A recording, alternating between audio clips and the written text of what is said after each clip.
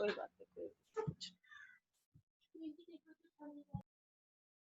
good morning to all of you. So we will continue our civil services, which was started yesterday. We talked about the meaning of civil services, right? We talked about the meaning of civil services, and we talked about a little rough idea we got about the evolution of civil services. We have had, as we had already studied before also, that how it came up, and then what is its actually the upgraded form, what is its actual form in our independence India, what is that actually what they are doing it in India. So as we had studied about district collector in your previous one, right? District collector in your previous chapter, the district collector is also a civil servant, is also a civil servant. If anything you are not getting it from here, you can take it from there and you can merge into it, right? So when I was talking to you, I talked to you about the qualification which is looked for into a person who opts for civil services. As I told you, when they go for, there are 3 steps. I had shown you a video which shows exactly about the exams. It tells about the exams. So there are 3 steps. The third steps talks about the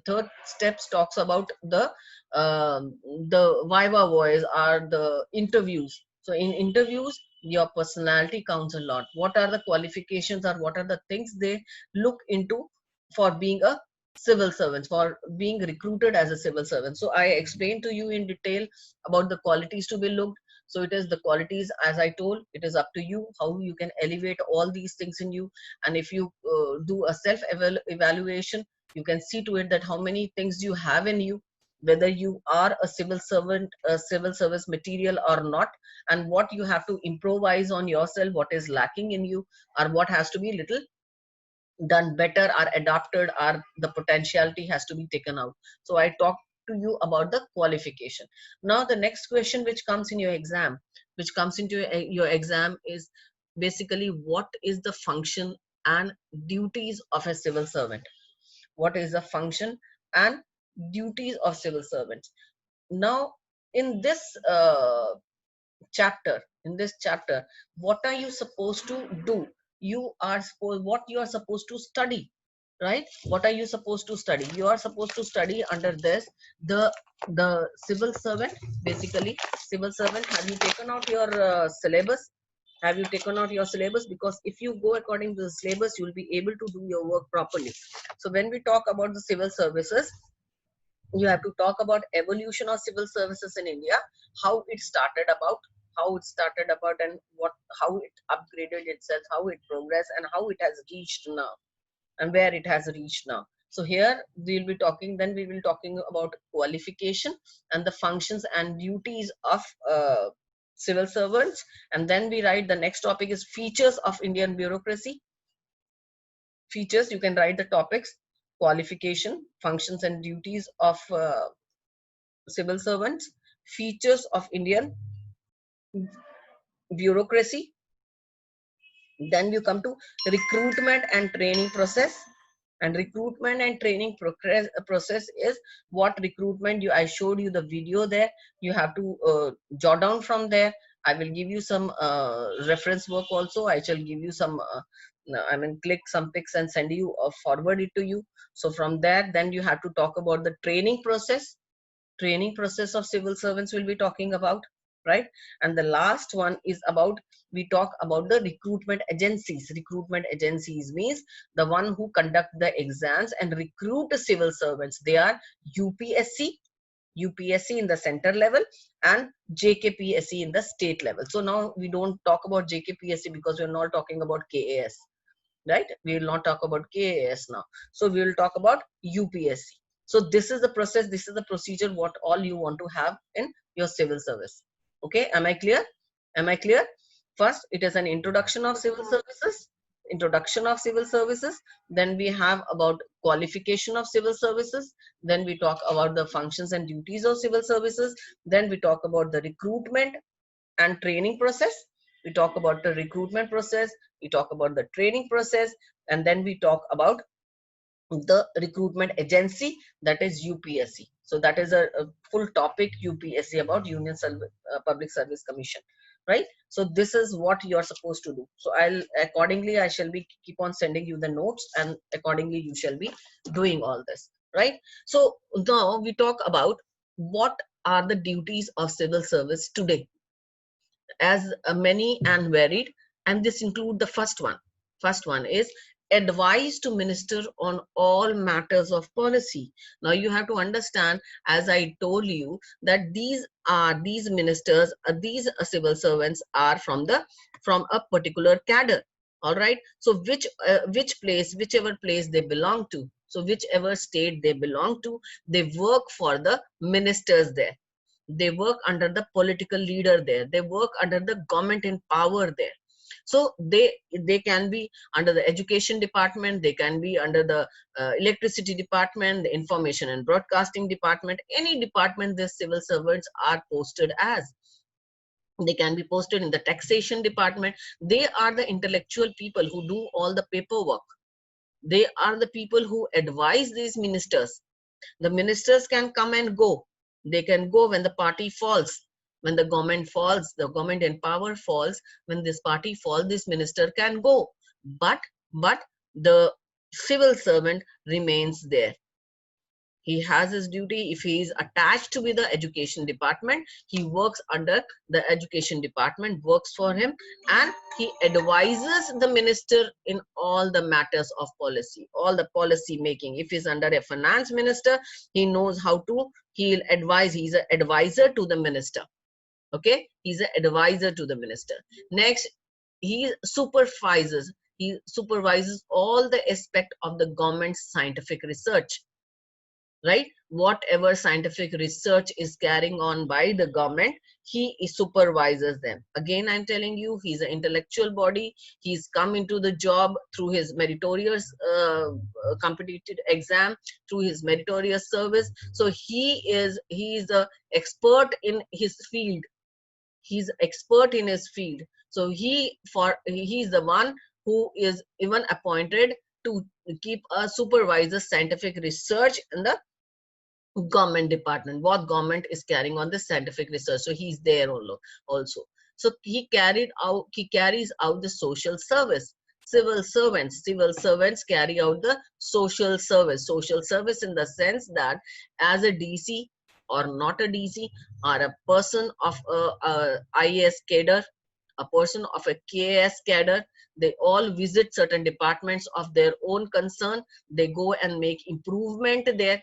They even go to the remotest places in the villages. They perform the social service there. They are the one who has the power in their hands,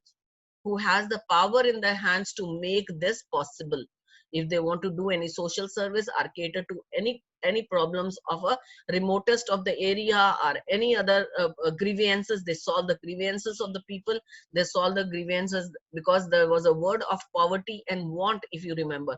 They try to work towards eradicating poverty and want. They work for the progress of the state they belong to, right? The state they belong to, in the sense that the state they are working towards, the state they are working in, right? The state, irrespective of the caste, color, creed or religion, if they are of that cadre, they have to be there and they have to work there, right? It is not necessary. So the best example we can find it about this person who was in traffic, this Basant Rath. He did not belong to, he's not a Jammu Dogra, neither he's a Kashmiri. He's a Orissa man, right? He's from Orissa, but he belongs to a JK cadre. He's an IPS, he's a civil servant, right?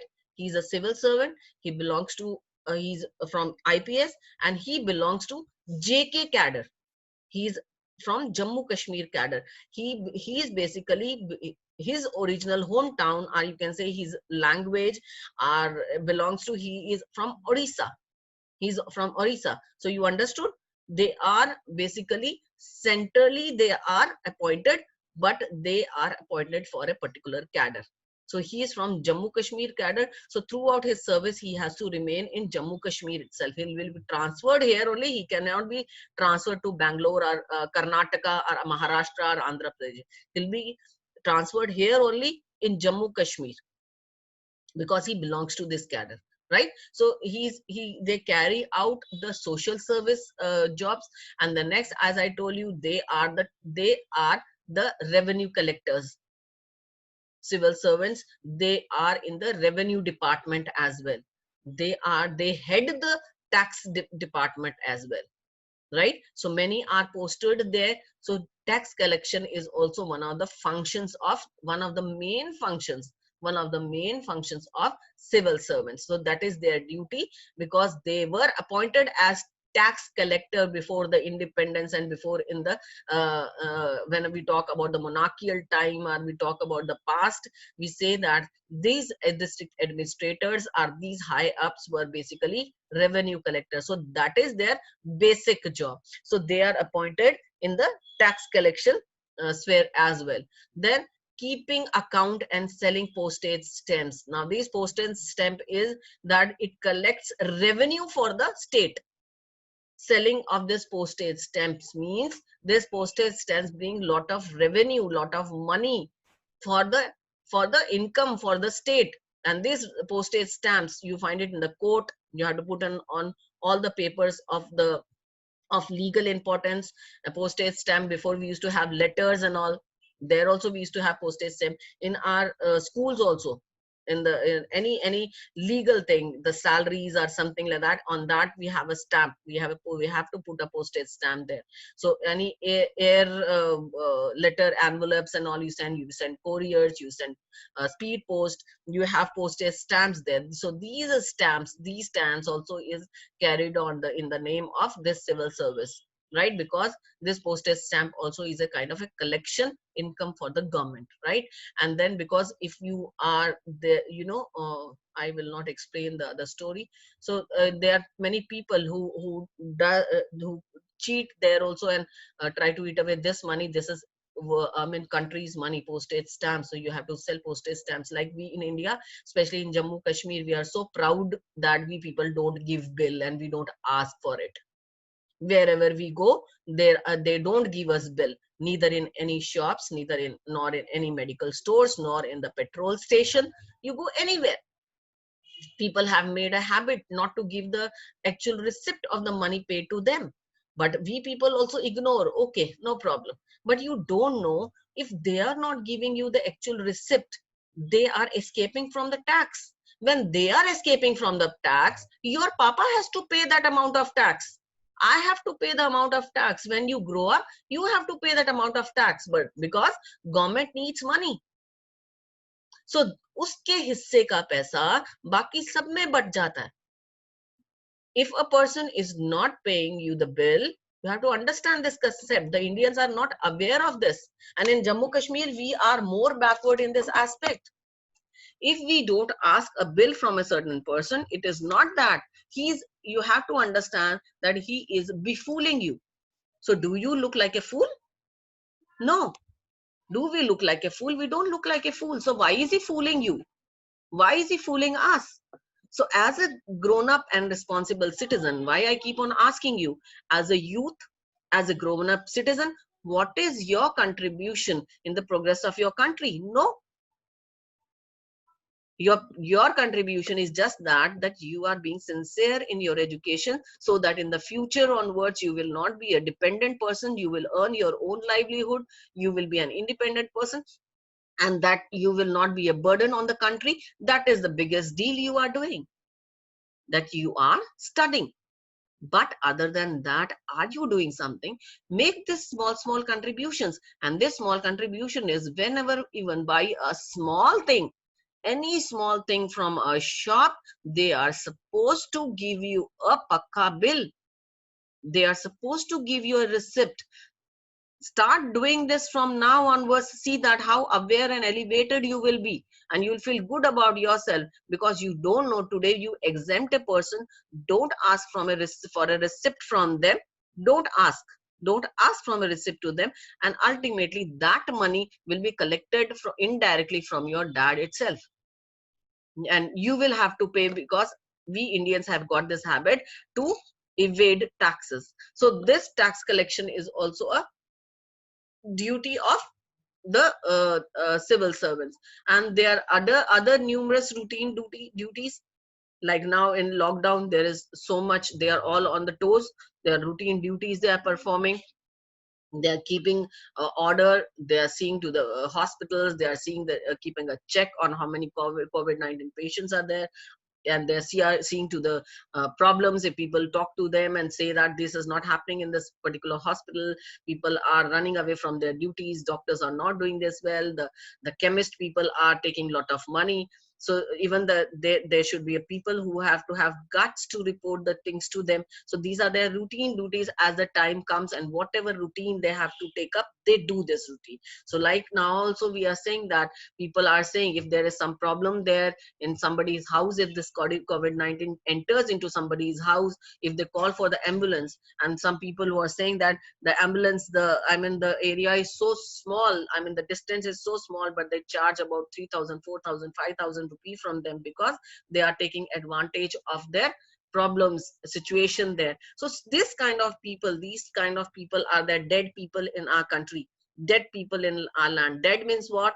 Because their soul is dead within, their conscience is dead within. So these kind of things they are doing. So these IAS officers, the civil servants are there who are helping out in the sense, but they should be aware of what is happening around.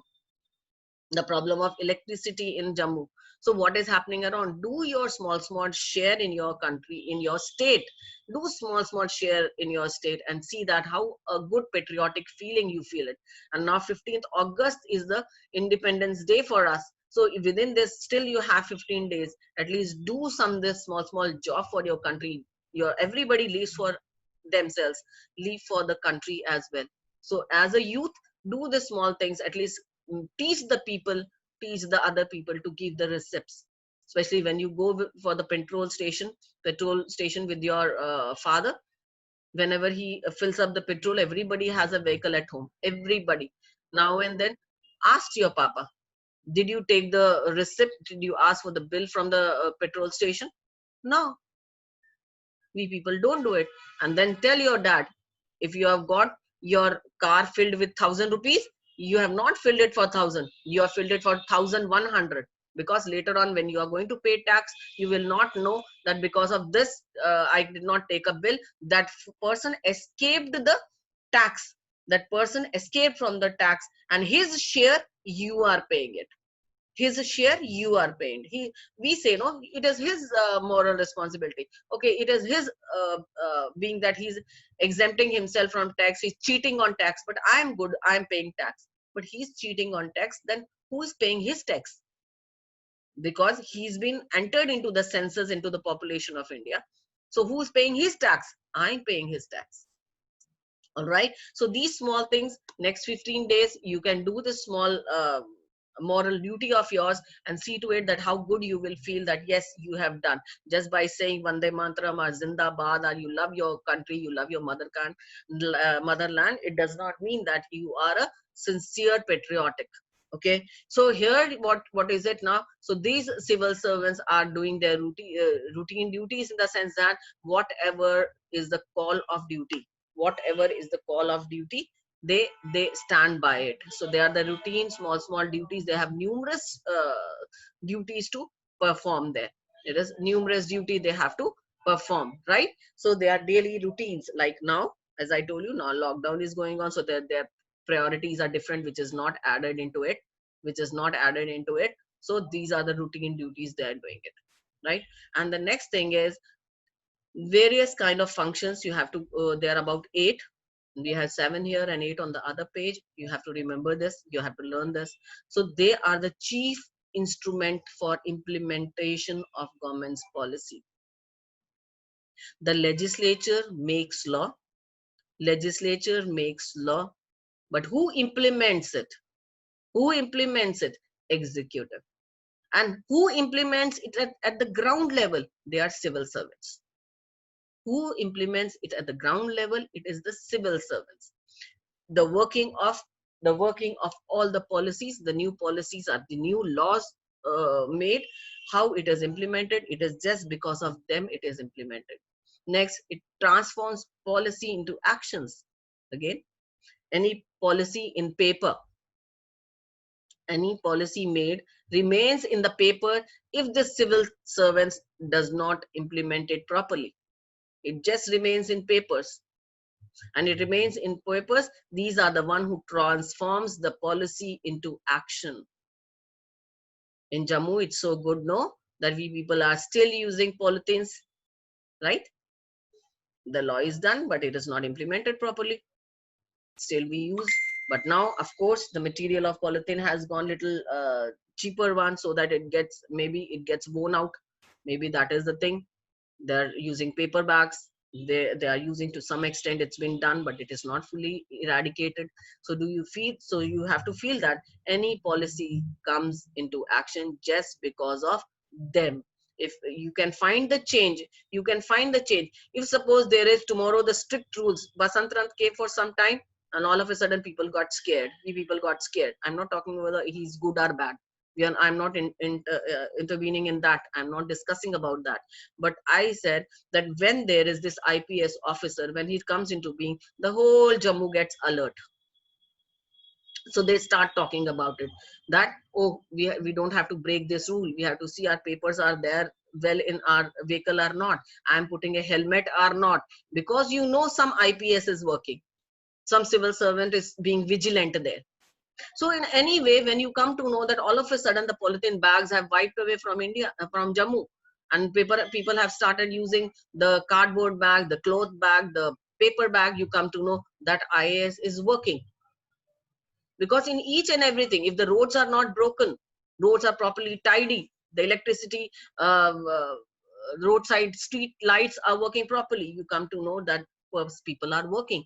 So these are the things. The standard of a particular state improves when the civil servant earnestly transforms the policy into actions.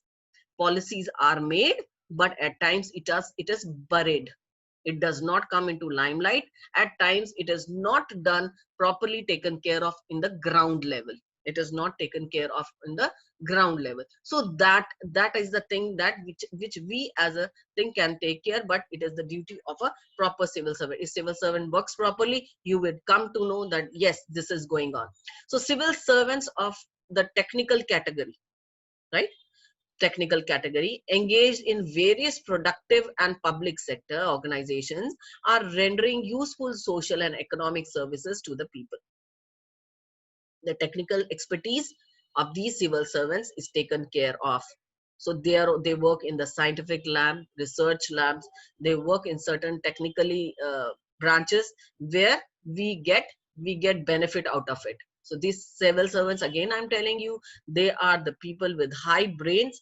They are the people who use lot of brain. These are the intellectual in their particular field. They are expert in particular field. So when they render the service in that particular field, the common man benefits out of it. The common man benefits out of it. So we come to know its benefit are shown everywhere. The benefit is seen everywhere. So we also, when we progress, we get upgraded in some manner. We have to thank to these technical heads, these civil servants who are doing their duty earnestly and sincerely, right? So that is their function. And then next it says, today tasks of civil servant are comprehensive and include planning, guidance of the entire economic as well as social activities that we have studied before also, when we say that the job of civil servant has expanded and expanded. It is just not limited to their office of work. They're not just sitting in the office and listening to the grievances of people. They are not implementing the policy on the papers. They work on the ground level. They go to the people. They go to the people, and they are people's aspiration. People look forward to them when they are in the problem. So they think about them that yes, in this field he is the one who will help out, because those are the highly bureaucrats. But first bureaucrat used to be some elite man, elite services, when they used to work in that go in that vehicles of with the red light on them. We're having the VVIP culture. So that VVIP culture is gone, and the bureaucrats are really working hard to the groundest of the level. Because of their expertise, they're helping out India in developing process. So they are performing quasi legislative. You have to understand this word, quasi legislative and Kasi judicial functions. What is this Kasi legislator? Kasi legislator means when when the law is totally made by the parliament. They're the MPs which make convert the bill into a law. That is called legislature. When a decision is made, when the legal decision is made, it is called judiciary. When a new act comes into being, legal act come into being, when legally we get upgraded in some manner, so that is called judiciary. So these are the three organs of the government, right? Legislature, executive, and judiciary. So we know that legislature is the one who makes law, executive is the one who implements law. So executive, civil servants are automatically are the part of executive, so they are the part of executive. But what about the other two? What about the other two? So what they are saying, try to understand this very carefully. They are the three organs of the government. Why don't you mute yourself, children? In your class only, why this problem arises? Huh? You are playing games or somewhere? You're playing games and you're shouting and yelling there and sitting at home. I don't know whether you're listening to me or not. There are one or two girls who have yet to understand this moral duty of theirs. I don't know. I don't want to talk about it. There are one or two in your class, and I'm getting very bad experience from your classes. I don't know. Okay. Okay. I don't want to, just because of just few of you, I don't want to go away from my duty. It is a duty. I have to do my duty. Let me do my duty. But not worth it. There are some girls who are not worth it. Okay. So this legislature, so this organ of government that is called legislature, executive, and judiciary. So executive is the civil servants are a part of this executive. No, legislature, they don't have any interference in legislature. They are not part of it. There are MPs and MLAs working there. And in judiciary, there is the judge and the judicial department working there. That is also not civil servants department. But now what we are saying here, that civil servants had gone so widespread. Their job, their functions, their duty has gone so widespread. It is expanded in such a manner. Their expertise has been utilized even in the legislature and even in the judiciary. How? In legislature, other than the MPs are not the main intellectual ones. They are the face of the country, and the discussion, the debates takes place in the parliament. But what are the committees? They are auditor general. They are committees who really make, when their budget is passed, that is not made by an MP. There is everything behind them is a civil servant. He's an IS officer who makes the finances, who does this finance, who makes the budget. There is a committee. There are committees who help the person in education department, the MP of education department, the cabinet ministers. They all are basically advised and helped out by these civil servants. The secretariat is filled with these civil servants. These are the ones, basically, they work behind the stage. In the same manner in judiciary also, everything which comes as a law, which is made as a law, somewhere or the other, indirectly, these civil servants had played a great role into it. That's why we say that our legislature is a Kasi legislature, means it is not absolute legislator. It is not absolute legislator. Civil servant is behind, their expertise, their intellect is behind that particular law which came into being. Did you understand the meaning here? So it is, our country can be called as Kasi legislative and Kasi judicial. Why? Because our civil servants are everywhere performing, everywhere they are functioning, and they are performing the duties everywhere, irrespective, just not in executive. By saying, we say that they are the part of executive. No, they are just not a part of executive. They are there in legislature as well as in the judicial things also. So that is their function. And the next one, it says that They advise the political executive on policy matter. We know that political executive means what? It can be president, it can be prime minister, it can be the cabinet, the council of minister, everywhere. Whatever I told you now, that's why it is called a quasi legislature, because they are always there. They are working as a secretariat, working as an additional attorney general, as an additional secretariat secretary. So they are always there with this executive, with the political executive. They are always there. The political executives means, basically when we talk about executive, that are the political people, the cabinet members, the council of minister, the prime minister, the president, the governor. They are called as executives. They're called as executive. And who helps them out in that political executive? They are basically the civil servants. Then public relation has become an important part of civil servants as an official duty. As I told you before also, this they have public relations.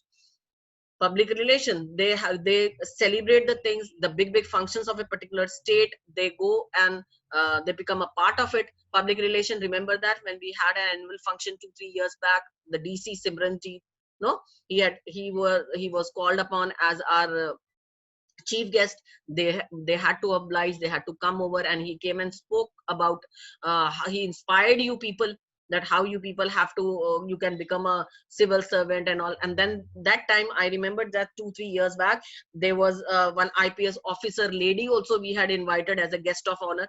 Chief guest was this DC, and there was guest of honor one IPS. I just remember her name was Anita. She's still here. So she was also called. She also talked to you and inspired you how the girls can become an IPS.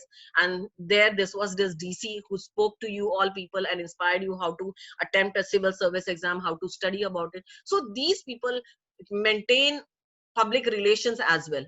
They go to different functions. They go and go to they celebrate big festivals of that particular area where they are posted, where they are, in which cadre they are. So that is also a part of their duty. So last one, it says that change from laissez-faire to social welfare. The modern state has taken up itself it has taken up where is it multifarious tasks which are performed by the civil servants, right? So before, it was a laissez-faire economy. Laissez-faire economy means no interference anywhere, no interference of government anywhere. So it was a free economy. In industries, in small scale industries, in any kind of a work, it was me and mine. All right. So it was, government's hold was not that strong there. It was given a free hand to the people. But now you are not free. You cannot prosper at the cost of others. You cannot prosper at the cost of others. You can prosper when you have proper means, when you are not a corrupt person, you are not cheating on your own country, you are not confiscating others rights, you're not trespassing others freedom or liberty. So that way, who keeps a check on you? The civil servants keeps a check on you. Civil servants sees to it that live and let live.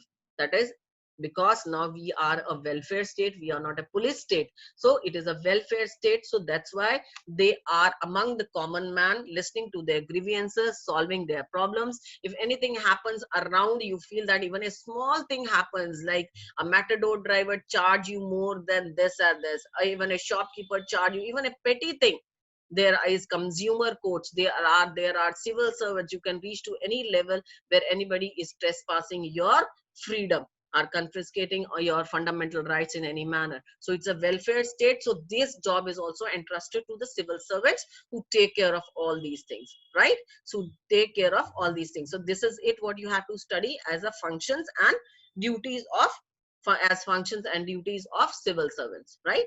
So any problem anywhere? Any problem anywhere? Anybody wants to ask anything? No, ma'am, it's clear. Are you sure?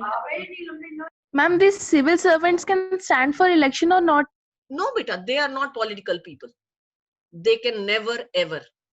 They can never ever. When they retired, that is something different. When they are civil servants, they can never ever, they can not have any profitable business also on their name. They are just the civil servants who are taking care of the entire state in that particular field. They are giving their expertise in that particular field. So they cannot, they work for the political minister, but when that political minister goes away from the office, when the government in power loses the election and somebody else comes, so he does not go with the minister.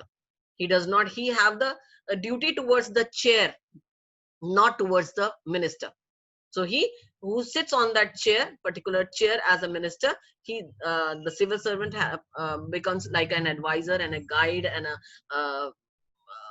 a what you say, a secretary, and carrying out his policies, but he'll work for the chair and not for the minister. So they cannot stand for the election at all if they're in the office. Yes, anybody Okay, else? ma'am. Bacha? But ma'am, like Kejriwal, he was once an officer, but now he's in chief minister, so So they this, can't stand for election. He he left was his job. yes, he was an IRS. He was a income tax commissioner.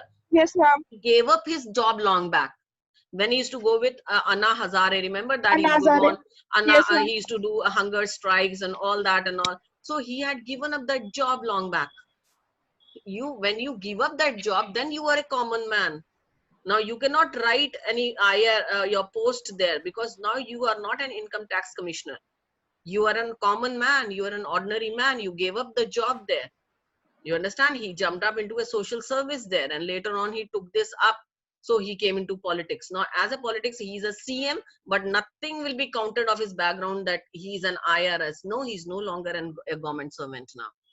Okay, when you retired, you can do anything, but it is just the president, when he retires from his chair, he cannot be a political figure again. He cannot do anything, because he is a first citizen of the country, and when he gives away his job, he gives away his post. Again, he can stand for one more time for the election of president, but he cannot become anything else. He'll just be a decorated person, a ceremonial person as a president. He cannot be anything else, right? Others, you after retirement, you can take up. Now you know that, no, we know about Gagoi, the Chief Justice of Supreme Court.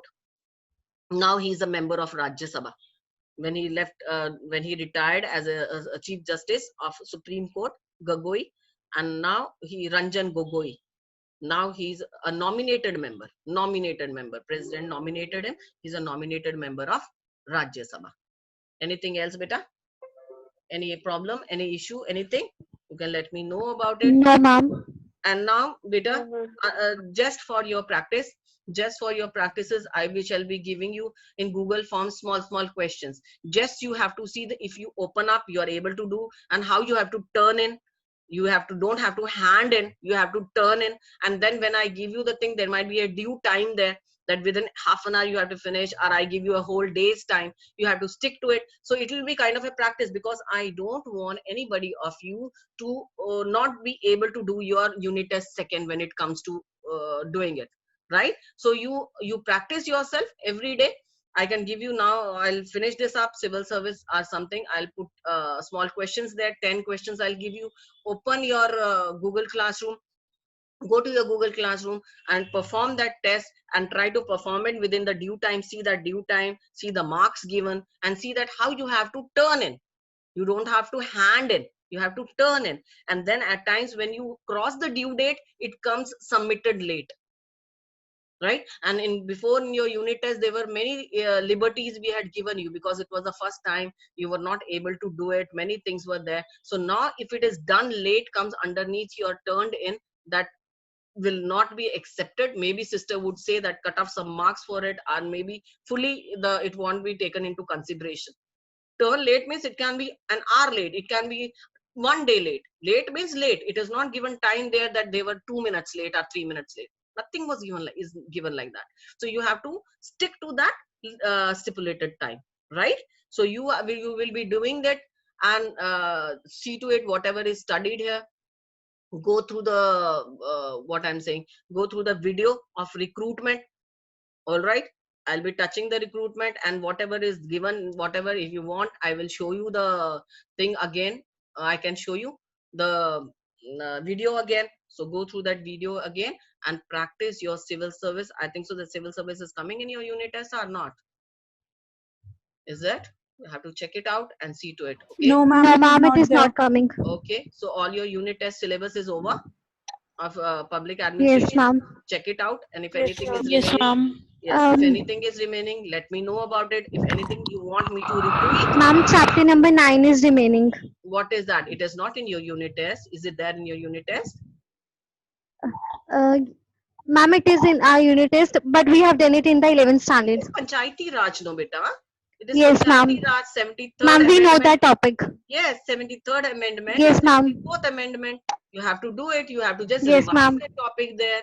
It is just 73rd and 74th amendment, and it's clearly given in your 11th standard textbook, right? If you want to just go through it, revise it, I'll give you questions in Google form. If anything you have a doubt, you can repeat that doubts and clear your doubt. We'll do that doubt clearing sessions also. Okay? Okay? Okay, ma'am. Have a Okay, ma'am. nice